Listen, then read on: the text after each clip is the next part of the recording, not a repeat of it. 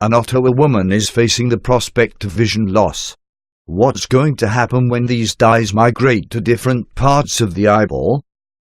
Medical professionals and body artists say the practice of tattooing the eyeball, which recently left an Ottawa woman facing the prospect of vision loss, is on the rise despite its many risks. Ophthalmologists at tattoo studios decry the practice, saying it's very difficult to engage in it safely.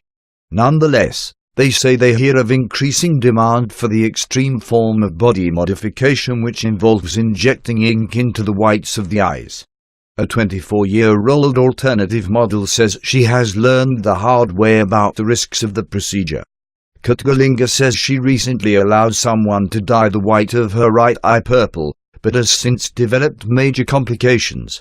Galinga has currently lost part of the vision in the swollen, misshapen eye and is facing the prospect of living with irreversible damage. This is a very big toll on the mental health, she said in a telephone interview. At this point, every day is different. Some days I feel a bit better, other days I kind of want to give up. No tattooer I know would offer it. Most of us have a conscience. Galinga said she has long had an interest in body modification, and especially in tattooing the white of her eye, technically known as the sclera. But she said she took the plunge without doing adequate research on the procedure. Had she done so, medical and tattoo professionals say she could have found a plethora of evidence discouraging the practice which has gained traction among body modification enthusiasts in recent years. Ottawa-based ophthalmologist Dr. Sithe Razii said she first heard of sclera tattoos as a rare phenomenon about a decade ago, but said she now learns of cases across Canada on a monthly basis. Although ophthalmologists do occasionally use tattoo ink for medical purposes, such as to reduce glare or corneal scarring, she said the type of process Galinga underwent bears little resemblance to those approved by the medical profession. Ophthalmologists using ink injected into the cornea in operating rooms using sterile equipment, Zai said, adding most scleral tattoos are administered using an everyday syringe injecting the ink under the conjunctiva. The area under the conjunctiva contains blood vessels, she said, meaning the ink can be carried throughout the eye and pose a greater risk to the organ. Immediate consequences of the injection can include blindness, while longer-term effects may include cataracts and severe infection, she said. Most alarming of all, Zai said, is the fact that researchers do not yet have a handle on the long-term impact of such a procedure.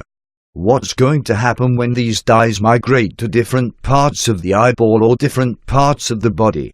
She asked. Are there risks related to cancer? Persistent inflammation? We have no idea. So even if you really like what you look like and the procedure went perfectly well, we don't know what's going to happen 3, 5, 10 years down the road. Many tattoo artists are similarly leery of the practice, according to one Toronto studio owner.